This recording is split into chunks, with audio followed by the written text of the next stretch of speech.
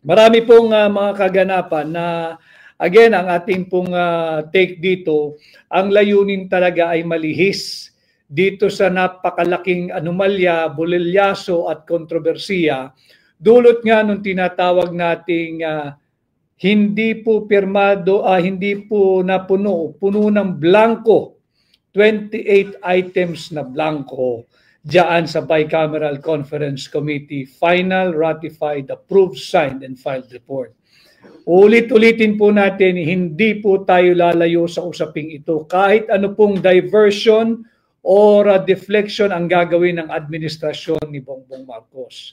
Marami yung nagpatid na mensahe kanina na meron na naman daw pong rekomendang kaso laban kay Vice President Inday Sara Duterte. Ito'y kasong kriminal.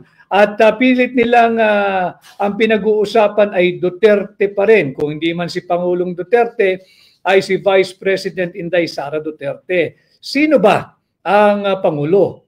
Tila si Pangulong Duterte pa rin. At yan nga pong ginagawa nila, pilit na linalayo ang usapin dito sa napaka-anomalya, criminal, unconstitutional, immoral, illegal, invalid 2025 budget. At kagaya po ng ating titulo ngayong hapon, yung enrolled bill na amin pong na-discovering panibago ay wala pong pirma ng Speaker of the House, ng Senate President, ng Secretary General ng House of Representatives at pati ang Sekretaryo ng Senado. Walang pirma, blanco.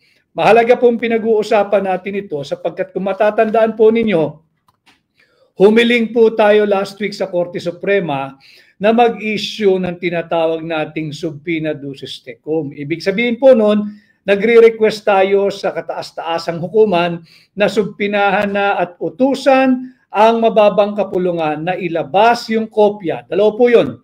Ilabas yung kopya ng General Appropriations Bill at ilabas yung kopya ng enrolled bill.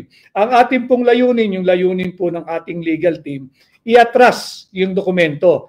Kunin natin yung kopya ng General Appropriations Bill. Wag na po yung GAA, pirmado po yun eh.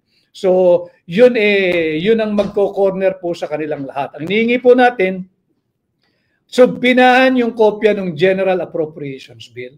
Mag-issue ng subpina ang Korte Suprema dito rin at ipalabas yung enrolled bill.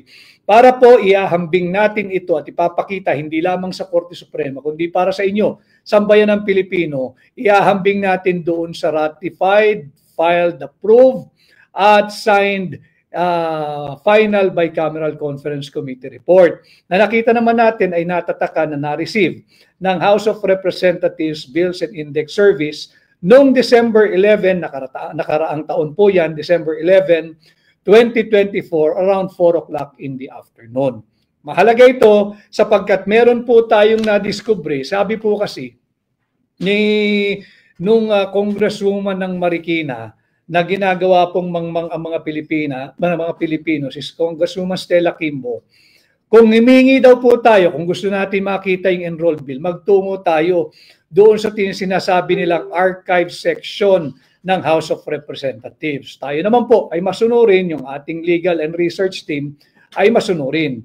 Tumungo po sila diyan sa tinatawag nating archive section or archive department ng House of Representatives. Hesitant po yung mga empleyado roon, subalit pinakita po yung kopya ng archive section ng House of Representatives. Doon po sa, ang kopya pong pinakita, yung kopya na ng GAA, yung General Appropriations Act, Volume 1-B, page 752. Yun po yung signature page. Wala rin pong pirma ang Speaker of the House. Wala rin pong pirma ang Senate President. Wala rin pong pirma ang Secretary General ng House of Representatives at wala rin pong pirma ang Sekretaryo ng Senado ng Pilipinas. Therefore, meron pa tayong isang hinahanap, yung kopya ng enrolled bill. Yun po yung pinakita nila, wala pong pirma. At pakikita ko kasi alam ho ninyo, Ang nagsabi po kasi na magpunta sa archive section mismo si Congresswoman Stella Kimbo. Sinusunod lang natin yung kanyang payo dahil masunurin po ang mga membro ng Hakbang ng Maisog, di nagre-research po lahat. At yun nga po, nagpunta roon at ito po ang nakita. Ipapakita ko lamang po sa inyo. Ito po ay matatagpuan sa GAA Volume 1-B, page 752. Ito po yung nakita. Sa archive section po yan, archive section. Pakikita natin. Ayan o. Parang blurred. But anyway, wala pong pirma. At ito po ay galing mismo diyan sa archive section. Nung tinanong po ng ating mga mama nagsasaliksik, ang sabi sa kanila, baka magpunta kayo doon sa Committee on Appropriations ng House of Representatives. Yung enrolled bill, baka doon may kopya na may pirma. So nagtuturuan na po sila. Maiipit po sila rito. Ulitin ko, yung sinabi po ni Pangulong Duterte nung una po naming inilahad ito sa inyo mga kababayan. Ang sabi niya, mahirap mong paglaruan ang isang government transaction, ang isang government document na napakasela, napaka-importante katulad ng General Appropriations Act, katulad ng General Appropriations Bill, katulad ng Enrolled Bill, at katulad ng Final Ratified, Approved, and Signed Bicameral Conference Committee Report. Marami po kasing kopya yan. Hindi po natin sila dito lulubayan at nakikiusap nga ang ating mga abogado sa ating Korte Suprema na mag-issue po kayo ng subpina, ilabas ang kopya ng Enrolled Bill, ilabas ang kopya ng General Appropriations Bill nang sa ganoon ay mapadali ang pagpapakita ng ebidensya na illegal, immoral, unlawful, criminal at unconstitutional ang 2025 budget ng administrasyon ni Bongbong Marcos. So balik po tayo dito sa usapin ng nabisto po natin sila. Ito po yung nakita ng ating research team. Pakita ko lamang po sa inyo. Ito po yung itsura ng Volume 1B. Yan po yan. Volume 1B. Pakita ko lamang po. Volume 1B. No. Yan. Volume 1B. At titingnan po niyo, nandiyan po siya sa page 752. Doon po sa page 752 na sinasabi ko, ito naman po ang makikita ninyo. Wala pong pirma. Walang pirma ang Speaker of the House, wala pong pirma yung President of the Senate, wala pong pirma yung Secretary of the Senate, wala rin pong pirma yung Secgen ng House, at wala rin pong pirma si Bongbong Marcos. Pinapakita po natin ito dahil nga dito sa ating pakikipag-ugnayan sa inyo, tunay at tapat na impormasyon ang ating binabahagi. Pinipilit nating pasimplihin ang napakaraming importante at mahalagang usaping panlipunan na dapat po maintindihan ng bawat Pilipino sapagkat dito po sa ating pahina, kasali po kayong lahat, wala pong ranggo dito, walang mayaman, walang katamtaman, walang mahirap. Dito po ay pahayagan, dito po ay pahina, dito po ay plataforma ng lahat ng Pilipino. Paano ka nakabuo ng 6.325 trillion na budget? Ang dami mong sadyang iniwang blanco. Pati nga yung pirma ng Senate President at pirma ng House Speaker, blanco Pati nga yung pirma ng Senate Secretary, blanco Pati nga yung pirma ng mismong Secretary General ng House of Representatives ay blanco Siya pa yung nagdala niyan Siya pa nagdala ng verified impeachment complaint diyan sa Senado. Nagmamadali, escorted pa raw ng motorcycle ka para abutin yung before 5 p.m. bago mag-adjourn o mag-recess ang Senado. Hindi rin niya pinirmahan yung Bicameral Conference Committee report na enrolled bill. Yan nga po, yun nandiyan sa archives section, yung repository po ng mga original documents diyan sa House of Representatives. Ito ho, yung tunay na usapin, wag po tayong magpadala diyan sa tinatawag nating deflection or diversionary tactic ng Malacanang para ilayo, ilihis ang mga usapin dito sa maanumalyang 2025 budget. Nung may mga nagpadala po ng mga clips nung kanila pong pagpupulong din kagabi, pag-usapan po natin yung mga namatay. Hindi ba dahil sa kurakot, sa pangungurakot, dahil sa korupsyon, 200 Pilipino patay nung binahaang Bicol? Paano natin makakalimutan yan? Paano natin mapapatawad ang Marcos administration dyan? 200 inosenteng Pilipino patay dahil ninakaw ninyo ang flood control funds. Sinabi ninyo, pinagyabang ninyo sa inyong SONA, 500 billion pesos higit kumulang ang ginastos ninyo sa loob lamang ng 2 taon ng inyong administrasyon para kanyo sa flood control programs. Anong ginawa ninyo sa flood control funds? Kinurakot ninyo, ninakaw ninyo.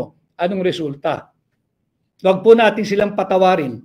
Huwag po natin silang palagpasin. At huwag po natin kalimutan ito. Dahil sa pangungurakot sa flood control funds, dahil sa peking 5,500 flood control programs, kung hindi kayo swapang sa pera, buhay pa siguro. Alam mo ninyo, itong tinatawag na ibinida rin ho nila ito noong huling SONA 2024, yung sinasabi nilang Railway Renaissance.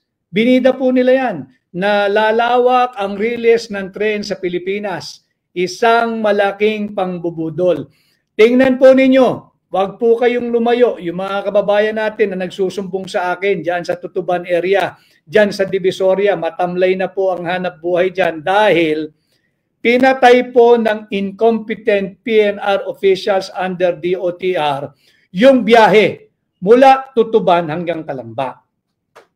Ang ginawa po nila, yung mga bagon, yung mga tren, iniwan po sa Tutuban.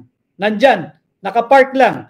Inaalikabukan, araw-araw siguro pinupunasan. Kahit pupunasan nyo yan, kahit isang alikabok walang dumapo dyan, masisira po yan. Dahil yan po ay dapat pinatatakbo. Yung mga rolling stocks dapat po yan, pinatatakbo ginagamit. Kakalawangin po yan. Magmamalfunction po yan. Ganito ginawa nila mga kababayan. Mahalaga ito dahil dito makikita nyo binubudol tayo. Hindi ho totoong gusto nilang palawakin ang ating sistema ng release. Hindi po. Yung Railway Renaissance na sinasabi ni Bongbong Marcos, kabulaanan po yun. Isang malaking pambubudol. Tingnan po nyo yung ginawa nila. Yung release po, yung takbo po ng Tutuban to Calamba, natigil na po iyan. Sapagkat tinanggal po binaklas ng PNR yung mga release. Dahil nga raw po, aayusin daw po nila at gagawing elevated track. Yung nakaangat po, yung parang MRT na hindi na po tumatakbo at grade o sa kalsada. Mainam po yun, maganda po yun dapat. Kasi nga, maiiwasan na ho yung pag may intersection, bumababa ho yung bamboo pag tumatawid yung tren. Iwas disgrasya at higit po magiging efficient yung oras ng biyahe. Subalit, mali po yung ginawa ng PNR. Hindi po nila itinulak o inilipat muna yung mga bagon at yung tren mula Tutuban hanggang Calamba. Ang ginawa po nila, winasak nila yung release, tanggal yung release. Pero hindi nila pinatakbo yung tren, yung mga bagon, iniwan po nila sa Tutuban. O di ngayon, wala nga yung bagon doon sa Calamba. Wala na pong tatakbo. Ang racket po yan, corruption po yan. Pinakamadali, dapat pinush forward mo. Pinatakbo mo yung mga tren at yung mga bagon, linipat mo. Mula Tutuban, finorward mo doon, papuntang Calamba, para tuloy pa rin yung biyaheng Calamba to Bicol. Wala na pong bumabiyahe ngayon. At nawalan po ang gobyerno, may notes po ako rito, research din po ng ating team ito. Yung biyahe po ng PNR ng Tutuban to Calamba, kumikita po ang gobyerno rito ng 23 million pesos monthly more or less. 23 million ang tumatakbo po ito ha. At hindi po dapat ito hininto. Dahil nga po incompetent yung mga PNR officials nung panahon na ito'y binaklas at pinatigil, wala na po ngayong biyaheng Tutuban to Calamba sapagkat sinira po nila yung release. At sa pagsisira nila ng release, hindi po nila linipat yung mga tren at yung mga bagon mula Tutuban hanggang Calamba. Ano ngayon ang resulta? Wala na rin pong biyahe mula Calamba papuntang Bicol. Ang natira na lamang ho ay yung biyahe na nasaan yung biyaheng para hindi po tayo magkamali ng report sa inyo. Ang natira pong biyahe na lamang ay ang Legazpi. Natigil po kasi yung yung North-South Commuter Railway. Tinigil po nila yung Tutuban to Calamba at nawalan po ang gobyerno ng 23 million pesos monthly kita. At dahil nga po tinigil yung biyahe ng PNR papunta sa South, tinanggal po nila lahat ng release nang hindi linilipat yung mga tren at yung mga bagon. Kaya apektado po ang 26,000 daily passengers. Saan mo ngayon isasakay itong dislocated, displaced 26,000 passengers? Hindi ho ba kayo nagtataka? Higit na lumalala ang ating traffic. Hindi po mag-i-improve yan. Kasi yung dapat sanang tutulong para po mag-improve yung traffic, itong PNR na biyahe ng Tutuban to Calamba, Calamba to Bicol, tinigil po ng PNR yan. Ang natira na lamang pong bumabiyahe ay yung Naga to Sipokot at yung Naga to Legazpi. Maliit lang po ito. Yung Naga to Sipokot at saka yung Naga to Legazpi. Ang kita po rito ng gobyerno, more or less, doon sa pagre-research ng ating team, ay 20,000 pesos monthly. Yung Naga to Sipokot ho. At yung mga taga Bicol, maintindihan ito, yung mga taga South. Ang natirang biyahe ng PNR, Naga to Sipokot, tapos Naga to Legazpi. 20,000 pesos monthly, mahal pa ho yung krudo, mahal pa yung maintenance ng release, mahal pa yung maintenance ng bagon, mahal pa yung maintenance ng tren. Kumpara doon sa hindi nila dapat pinakialaman, PNR Tutuban to Calamba, 23 million pesos monthly po ang nawala sa gobyerno rito. Anong pinalit? Wala. Wala hong masakyan ng tao. Wala po dahil po sa incompetent ang administrasyon ng PNR sa ilalim ni Bongbong Marcos. Winasak po nila yung release. Dapat po yan ay elevated track. Tama. Pero meron pong inalat ang Pangulong Duterte nung kanyang presidency ng 10 billion. 10 billion gagamitin po ito dun sa tinatawag na rail alignment or track relocation. Yung rail alignment or track relocation, hindi po kinakailangan wasakin yung existing na release. Habang ginagamit po yung existing na release, binubuo po sana yung elevated track para hindi po ma-dislocate, hindi matigil yung biyaheng Tutuban to Calamba at lalong hindi matigil yung biyaheng Calamba papuntang Bicol. Habang inaangat po yung tinatawag nating elevated rail, patuloy pong tumatakbo sana yung mga existing trains at magagamit natin yung mga bagon ng PNR. Subalit, dahil na rin sa incompetence, tinigil po nila. Mga kababayan, alam nyo ito, sa Tutuban, wala na pong hanap buhay doon. Tinigil nila yung Tutuban Calamba na biyahe. Iniwan yung tren sa Tutuban.